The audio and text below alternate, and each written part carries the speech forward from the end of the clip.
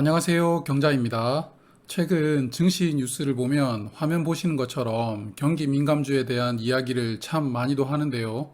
경기 민감주가 기대된다. 경기 민감주 여전히 유효하다. 뭐 이런 이야기들을 많이 합니다.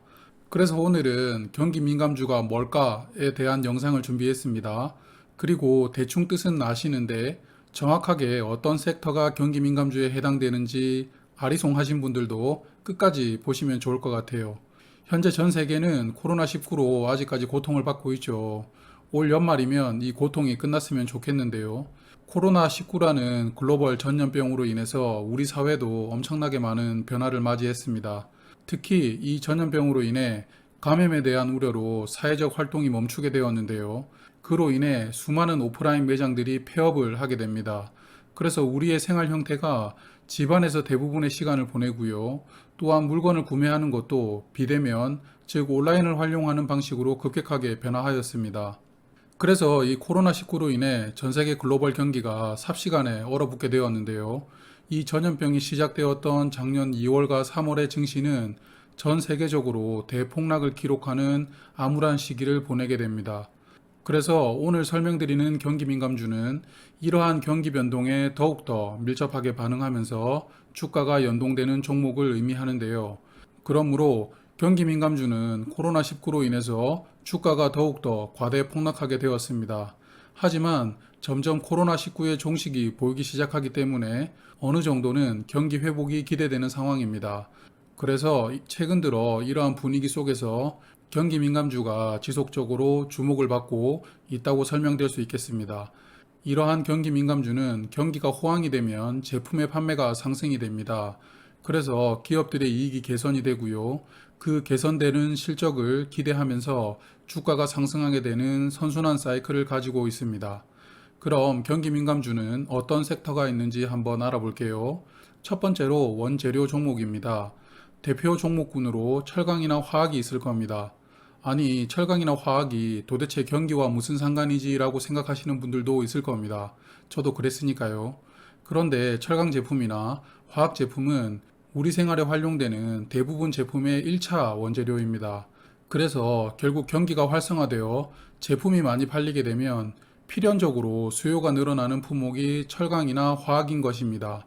그러므로 전혀 개연성이 없어 보이지만 가장 경기에 민감하게 반응하는 섹터가 철강이나 화학과 같은 원재료 섹터입니다. 그럼 대표 종목을 알아볼까요? 먼저 철강 섹터의 대표 종목은 포스코입니다. 뭐 다들 철강 하시면 떠오르는 회사가 포스코일 텐데요. 주가가 우상향하고 있는 게 보이시죠? 그리고 포스코 같은 무거운 종목이 이렇게 오르고 있는 걸 보면 경기 민감주가 대세긴 대세인가 봅니다. 그리고 화학주는 상당히 많습니다만 그중 한 종목으로 롯데케미칼을 소개드립니다. 역시 주가가 꾸준히 오르다가 최근에 약간 횡보하는 모습을 보여주고 있습니다. 두 번째 섹터는 금융 종목입니다. 은행을 비롯한 금융회사들은 경기가 좋건 나쁘건 항상 어느 정도는 수익이 많은 종목들이 아닌가 생각이 되실 텐데요. 그래도 경기가 호황이면 기업의 이익이 더 커지는데요. 바로 경기가 호황이 되면 금리가 인상되기 때문입니다. 경기 호황으로 인한 인플레이션을 억제하고자 풀린 돈을 회수하려고 금리를 인상하게 되는데요.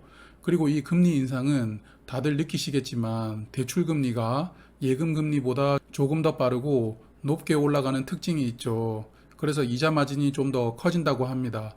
그래서 금융주들도 경기 민감주에 편입이 된다고 합니다. 화면은 시중은행 중 하나인 KB금융입니다. KB금융도 올 들어 주가가 지속적으로 올라가는 모습을 차트가 보여주고 있는데요. 특히 은행 종목들은 정부의 방침으로 작년에 배당을 좀 축소했습니다. 그래서 올해는 배당을 확대한다고 이야기를 하고 있고요. 특히 올 2분기에 중간 배당을 예고하고 있습니다. 이 부분은 제가 2분기 배당주로 한번 상세하게 소개를 드리도록 하겠습니다. 이제 세 번째 섹터로 일반 소비재인데요. 뭐 사실 코로나로 옷을 살 필요도 없을 만큼 외출이 자제되었습니다. 그래서 경기가 회복되면 이러한 쇼핑을 비롯한 일반 소비재의 판매도 확대가 되는데요. 화면은 현대백화점 주봉 차트입니다. 최근 여의도에 새로운 백화점을 오픈해서 서울에서는 꽤 화제가 되고 있습니다. 평일에도 사람이 바글바글한데요. 주말에는 차를 가져가지도 못할 정도로 인기가 많습니다. 저도 서울에 거주하고 있지만 올 여름이나 지나야 한번 가보려고 생각될 정도로 지금은 굉장히 인기가 많습니다. 잠깐 이야기가 옆으로 샜는데요. 이러한 백화점들도 경기가 회복되면 매출이 늘어나는 대표적인 종목입니다. 또한 백화점이 매출이 늘어나려면 그 안에서 판매하는 제품들이 많이 팔려야 되는 거죠. 그래서 한국의 고급 의류 브랜드 한섬의 주가도 지속적으로 상승하고 있는 것을 보실 수 있을 겁니다. 제가 소개드리는 마지막 섹터는 여행입니다. 사실 아직도 코로나로 인해 자유롭게 여행을 하고 있지는 못한데요. 여하튼 여행 산업도 그렇고 호텔을 포함한 숙박 산업도 아직도 어두운 터널 안에서 살고 있습니다. 그나마 최근 고급 호텔들을 중심으로 조금씩 회복하는 모습인데요. 하지만 이제 다들 참을 만큼 참았죠.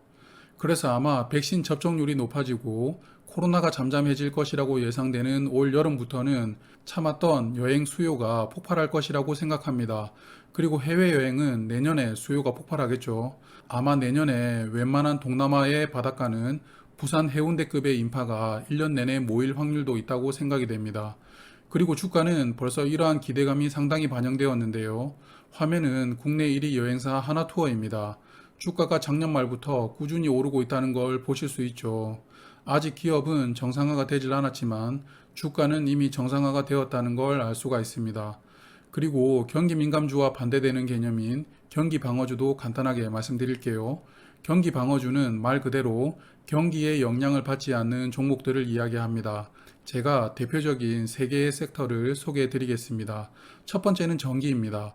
경기가 불황이면 공장에서의 전기 사용량이 일부 축소될 수는 있겠지만 경기가 호황이든 불황이든 전기는 일정하게 사용해야 되는 부분입니다.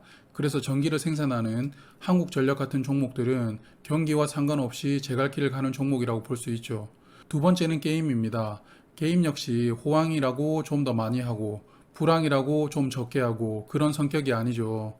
다만 불황이면 게임 아이템을 결제하는 금액이 조금은 축소될 수도 있겠지만 뭐 큰 영향 없다고 봐야 됩니다.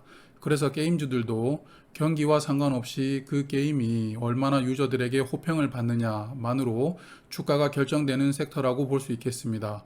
마지막으로는 식재료 섹터인데요. 대표적으로 라면이 있습니다. 경기가 불황이라고 밥을 안 먹을 수는 없죠. 특히 코로나19로 인해서 더욱더 집에서 밥을 많이 해 먹다 보니 밀키트 시장이 급격하게 큰 것을 다들 아실 겁니다. 그래서 이런 식재료 섹터도 경기와 상관없는 경기 방어주라고 볼 수 있습니다. 그래서 결론을 말씀드리자면 경기가 호황이 예상이 되면 경기 민감주를 포트폴리오에 담으시면 되고요. 경기가 향후 불황이 예상된다. 그러면 경기 방어주를 담으시면 되겠습니다. 말이 참 쉬운데 실제로 포트폴리오를 변경하는 게 쉽지가 않습니다. 그래서 더욱더 공부하면서 시장의 흐름에 선제적 대응이 중요할 것 같습니다. 오늘의 상식 쑥쑥은 여기까지 말씀드릴게요. 다음 주말에 또 이슈되고 있는 주제로 찾아뵙겠습니다. 오늘도 시청해주신 분들께 감사드리고요. 저는 경제적 자유민족이었습니다. 지금까지 영상을 시청해주셔서 감사합니다. 앞으로도 구독, 좋아요 꾹꾹 눌러주세요.